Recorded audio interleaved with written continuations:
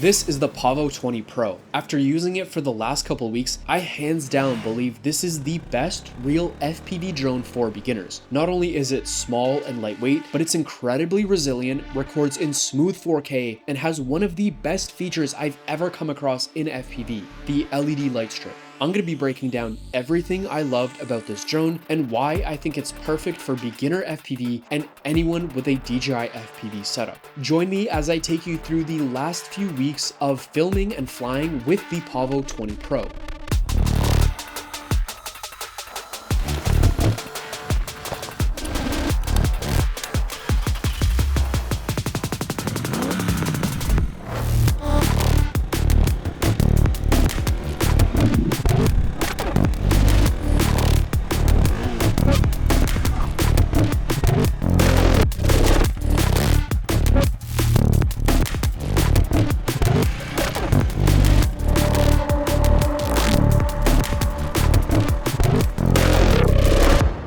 For the last few years, I've been exclusively flying DJI FPV drones, but ever since I upgraded my Avata to a custom frame, I've been more and more curious about real custom FPV drones. As much as I loved my upgraded Avata, I felt like it lacked that true FPV feel. I decided I wanted to try a real custom FPV drone while still being able to use my DJI FPV goggles and controller. BetaFPV kindly sent me their Pavo20 Pro to try out, and it was perfect since I would be able to use my DJI Air unit to fly it and use all of the DJI FPV gear that I already owned. In the package were 2 packs of BetaFPV lithium high voltage batteries that were kindly sent over, as well as a bag of extra propellers. The Pavo20 Pro came in a small, nicely packaged box, and immediately I realized how small the drone actually is. It fits right in the palm of my hand and has a super lightweight frame. Inside were all the other components and screws that I needed to install my DJI Air unit. The Pavo20 Pro is one of the most affordable drones on the market right now, coming in at way under $500 for the bind and fly option. Now, this step of assembling your own FPV drone is way different than taking it straight out of the box like you do with your regular FPV drones, but trust me, the process was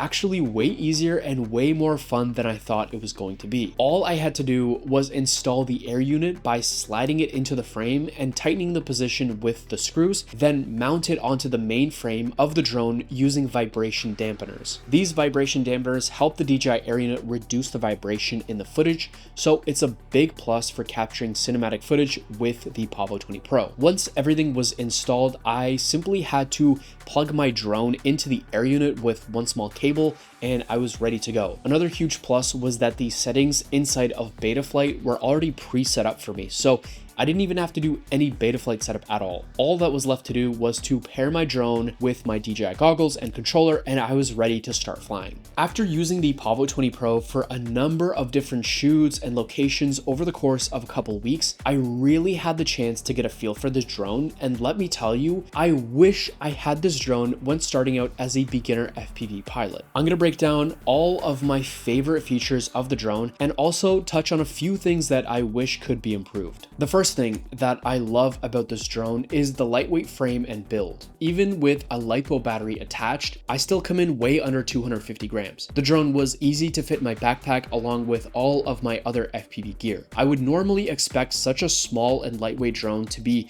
extra fragile, but I actually found it to be incredibly resilient over the course of a few different shoots. From what I've gathered, this drone doesn't crash. It just bounces off, and recovery is incredibly simple. I actually found this drone to be pretty indestructible, and I wasn't playing it safe either. Because this drone is lightweight, the sound of the motors is very quiet compared to other drones like the Avata or DJI FPV. I was able to fly in a bunch of different environments and stay very incognito to not attract any attention, which is always a big plus when flying your FPV drone. Because I'm flying with the DJI Air unit inside of the Pavo20 Pro, I'm able to stay within my ecosystem of DJI gear and use all the same controller and goggles as I would with my Avata. The DJI Air unit also records in 4K, which is perfect for doing shoots and simple client projects. I'm able to stabilize the footage with gyroflow and color grade videos afterwards. Vibration dampeners on the drone definitely make a huge difference, but you still do get some jitter just from the nature of having the drone vibrate while flying. The speed and maneuverability of the drone was one of my favorite aspects. I felt like I had great control over the speed and the power, and I actually found it to be more enjoyable to fly in acro mode than my upgraded DJI Avata.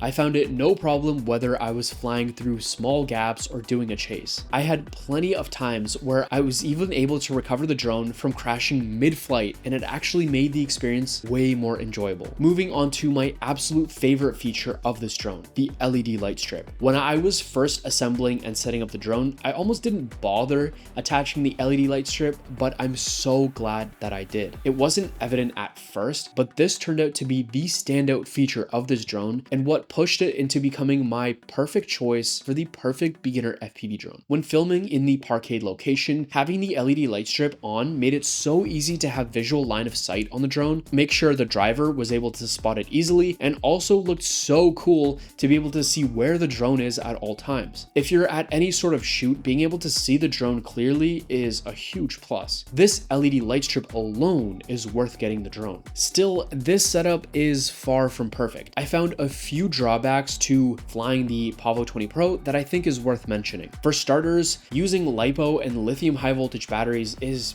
a pain. Having to charge and discharge your batteries so they don't completely catch on fire or die is a real drawback. One thing that I still love about DJI FPV drones is the fact that you can just leave your DJI batteries to charge and you don't have to worry about anything going wrong, and you also don't have to worry about discharging them. When I got the Pavo20 Pro a few weeks back, it had been a while since I used LiPo batteries, so I accidentally ended up discharging all of 4 of my batteries to the point where they were completely dead. So, pro tip, don't fully discharge your batteries. Always leave a bit of juice in them. The second thing about this drone is that the flight time is shorter than I'm used to with my other FPV drones. With a 3S battery from BetaFPV, I was only able to get around 6 to 7 minutes of flight time with a full charge compared to my upgraded Avata, which can get around 11 to 12 minutes of flight time. When I inevitably switched over to a 2S battery because I accidentally killed my 3S batteries, the flight time dropped even more to around 3 to 5 minutes. Along with charging LiPos, that comes with the whole headache of having to be around them while they charge and then having to discharge them. You also have to charge more LiPo batteries in order to get more flight time. Oftentimes, I found myself just being able to figure out a shot that I had in mind the moment that I had to land because of low battery. It felt like I had a hard time getting into the flow since in the back of my mind, I was already getting ready to land. The third thing that I ran into with the Pavo20 Pro was the overheating of the DJI Air unit. If I left the drone plugged in and idle, the DJI Air unit would get really hot and then would shut off after about 1 to 2 minutes. If I was changing settings on my DJI goggles, I would often run into the issue of the drone suddenly just turning off from being overheated. Luckily, I found a pretty simple solution. I used a small portable fan that blew air onto the air unit and completely prevented it from overheating. When setting up the drone and adjusting the camera settings,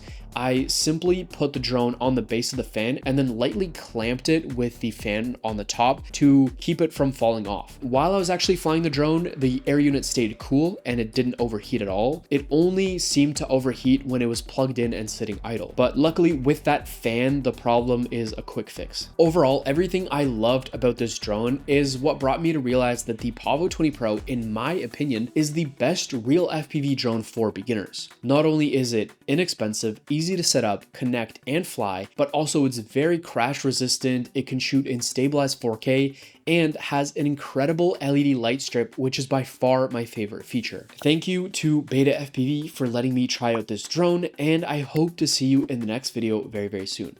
Peace.